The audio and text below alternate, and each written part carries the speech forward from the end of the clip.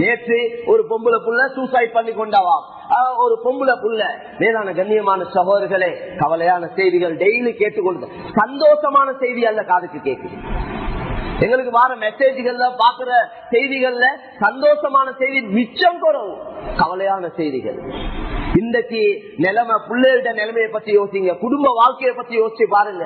ஒவ்வொருத்தரும் நாங்க தள்ளி சம்பாதிக்கிறதான் யோசிக்கிறோம். 1 2 ஆக்கணும், 2 4 ஆக்கணும், 4 8 ஆக்கணும். இந்த கவலை தான் பொதுவான அமைப்புல எங்களுக்கு இருக்கு. எங்களோட வீட்டு ஹாலாத் எப்படி, எங்களோட வைஃப்ட நிலைமை எப்படி, எங்களோட பிள்ளைகளோட நிலைமை எப்படி. இவங்க படிப்பை மட்டும் பார்க்காதீங்க, படிப்பையும் பாருங்க. கட்டாயம் பிள்ளைகளோட படிப்புல கவனம் செலுத்துங்க. அதோட பிள்ளைகளோட ஒழுக்கம் எப்படி இருக்கு, பிள்ளைகளோட குணம் பண்பாடுகள் எப்படி இருக்கு, பிள்ளைகளோட தொடர்பு எப்படி இருக்கு. மேலான சொல்ல, நாங்க எல்லாம் பொறுப்புதாரிகள்.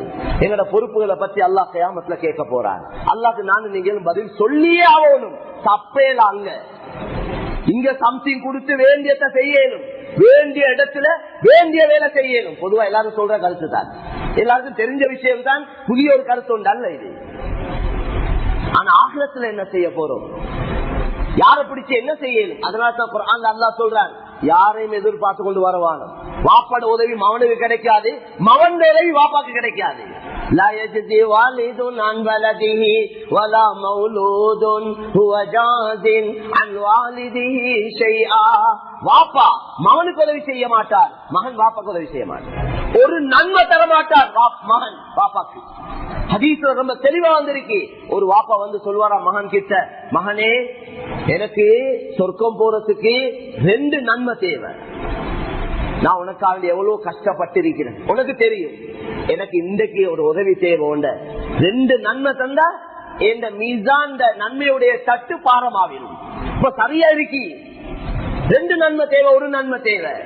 இன்றைக்கு உதவி செய்ய மகனே என்று வாப்பா மகன் கெஞ்சுவார். மகன் சொல்லுவார், வாப்பா நீங்க பட்ட கஷ்டம் எல்லாம் உண்மைதான், செஞ்சதெல்லாம் உண்மைதான். எந்த நன்மை உங்களுக்கு தேவையோ அதே நன்மை எனக்கு இன்றைக்கு தேவை வாப்பா, என்னையால் உதவி செய்ய ஏழாண்டு மகன் கையை விரிச்சிருவார். இதைத்தான் அல்லாஹ் குர்ஆன்ல விளங்கப்படுத்துறார். اقترب للناس حسابهم وهم في غفلة معرضون. மக்கள் அவங்களோட கேள்வி கணக்குடைய நாள் நெருங்கி கொண்டிருக்கிறது. மக்கள் அதை பத்தி கவலையே இல்லாம இருக்கிறாங்க, புறக்கணிச்சு கொண்டிருக்கிறாங்க, அதை பத்தி சிந்தனை இல்லாம இருக்கிறாங்க.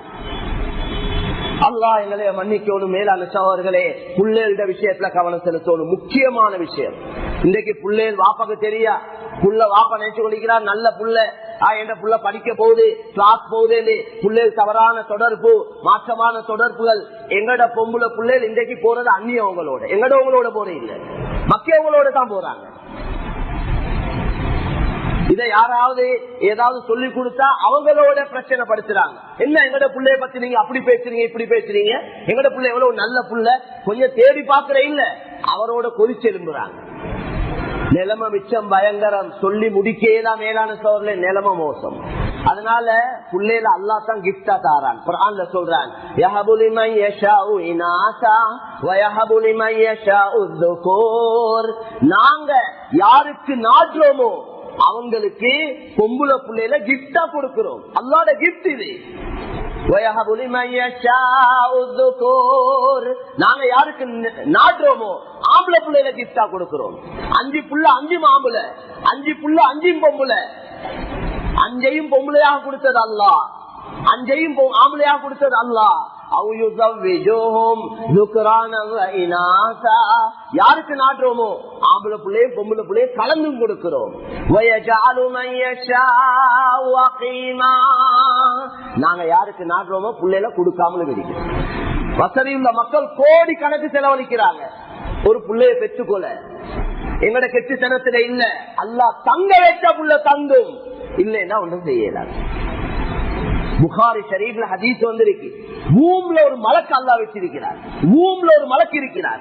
எப்ப தந்தையின் மூலம் அந்த தாயுடைய கற்ப அறைக்கு அந்த விந்து, அந்த நூத்துபா போகுமோ, மலக்கு கேட்கிறார், யாரப்பி நூத்துபா, யாரெல்லாம் இப்படி ஒன்று வந்திருக்கு, புதுசா ஒன்று வந்திருக்கு, வைக்கவா வெளியாக்கவா? வைக்க சொன்னா மலக்கு பாதுகாக்கிறார், வெளியாக்க சொன்னா மலக்கு வெளியாக்கி விட்டுறார். 40 நாள்ல அது ரத்த கட்டியா மாறுது.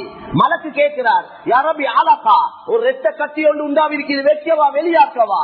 வைக்க சொன்ன பாதுகாக்கிறார், வெளியாக்க சொன்ன மலக்கு வெளியாக்குறார்.